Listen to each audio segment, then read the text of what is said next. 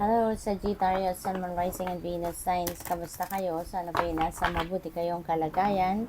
Welcome back po sa Star Tarot. Kung bago kayo dito, welcome din kayo. Thank you for your support. I truly appreciate it. God bless you all, Sagittarius. Oo na mensahe po ninyo ay recognition and reward. Ayan, so napakaganda nito kasi this is your hard work paying off na, no?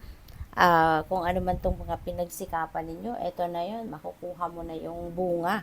You will be recognized, hindi lang ikaw, kundi pati yung trabaho mo, yung bunga ng inyong pagsisikap also will be recognized and you will be rewarded, no? So, yung reward na to could be merit, di ba? Could be financial, kaya napakaganda, no?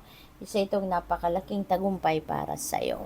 Probably na iba sa inyo siguro dito na magtatapos na ng kanyang pag-aaral, no? Baka kayo graduate na, baka kayo ay nag-masters, or baka kayo ay may kinuhang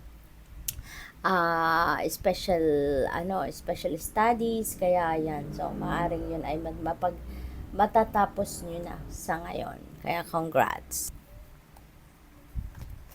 We have triumph, and so may tagumpay na naghihintay sa inyo sa ngayon, Sagittarius, at isa na to sa magiging tagumpay ninyo. Yung recognition na to, yung dreams, that is, yung mga pangarap siguro ninyo ito na matagal na ninyong pinagtrabahuan, matagal na ninyong binimithi, ay maaring yan ay talagang dadating na, mangyayari na, diba? So, isang malaking tagumpayan para sa inyo.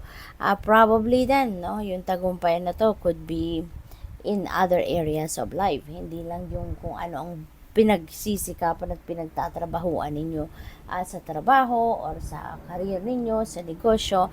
Pwede rin, no, na triumph ito sa pagharap ninyo sa hamon ng buhay. Diba? Maaaring makakabangon na din kayo sa problema, maaaring ahon na din kayo sa hirap, yung mga ganun ba. What else? We have partnerships and alliances. Ayan. So, maaari, no, nasa pagtatagumpay ninyo to. Meron kayong katulong, meron kayong support system. Kaya, maganda rin, no? Yung pagtatagumpay ninyo ay maaring tagumpay din ng mga taong itong tumulong sa inyo. You are helping each other, you were working hand in hand, no? Kaya ayun, ang tagumpay ng isa ay tagumpay ng lahat, 'di ba? So, probably then, baka may bagong partnership din kayo sa ngayon. Baka may bago pa kayong mga makikilala, may bago pa kayong mga makakasama. Maybe you are expanding your network, no? Sa ngayon, and you are meeting new clients, or you're meeting new customers, or meeting new friends, yung mga ganon, no? What else? We have throat chakra. Yung throat chakra natin, ito yung lalamunan natin, no? At ito yung energy center na nag-govern sa ating communication. So, probably, ang iba sa inyo rito, ang naging susi, or ang magiging susi ng inyong pagtatagumpay. Kumbaga, yung main ingredient ng inyong pagtatagumpay ay siguro yung pakikipag-communicate ninyo. The way na makipag-usap kayo, or yung pakikipag-usap mismo ninyo, paano ninyo to ginagawa, so maaaring ganun. Or probably, ang iba rin sa inyo rito, this is a reminder, baka paalala ito sa inyo, na whenever you are communicating, communicate clearly and effectively para mas madali kayong maintindihan at magkaintindihan kayo ng maayos ng kung sino man. 'Di ba? Yung kausap ninyo. At mag-express ng inyong sarili. Mag-express ng kung ano man ang inyong iniisip at nararamdaman. Okay? So, tignan natin kung ano pa ang ganap for Sag. We have fright. Ayan, ang iba sa inyo, no, baka natatakot or baka nalulungkot, nadidepress, no? So, pwedeng meron kayong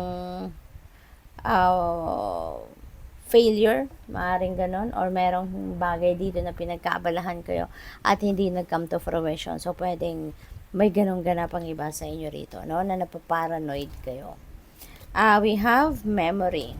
Ayan. So, some of you, siguro panahon ngayon, no, na kayo'y nagmumuni-muni, kayo'y nagdinilay-nilay, kayo ay tumitingin-tingin, no? Tinitignan-tignan siguro ninyo siya ngayon, yung mga ano ninyo, yung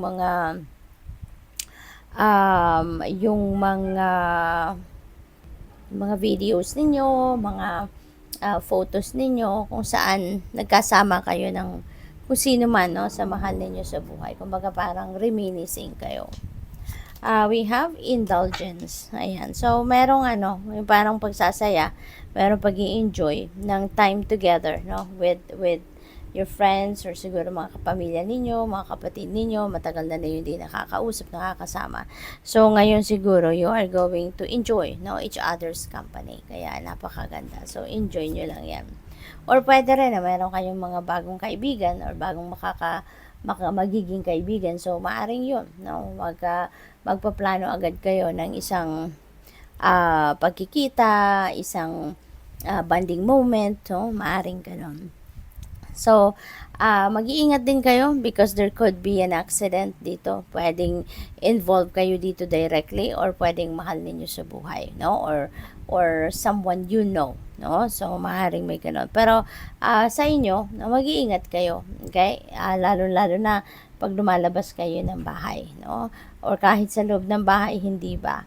Kahit nasaan tayo, 'di ba? Kung talagang may hindi magandang pangyayari, talagang mangyayari, hindi ba? Kaya doble ingat, no, or triple ingat kayo bago kayo lumabas or bago kayo gumawa ng kahit anumang bagay, in and out, no, ng bahay ninyo. Be extra careful and always call on Archangel Michael, no, to protect you and keep you safe, to guard you, no, para maiwasan or iiwas kayo sa anumang kapahamakan. Okay? So, lagi kayong magdadasal. So, good luck. Thank you for watching. Love and light. Namaste.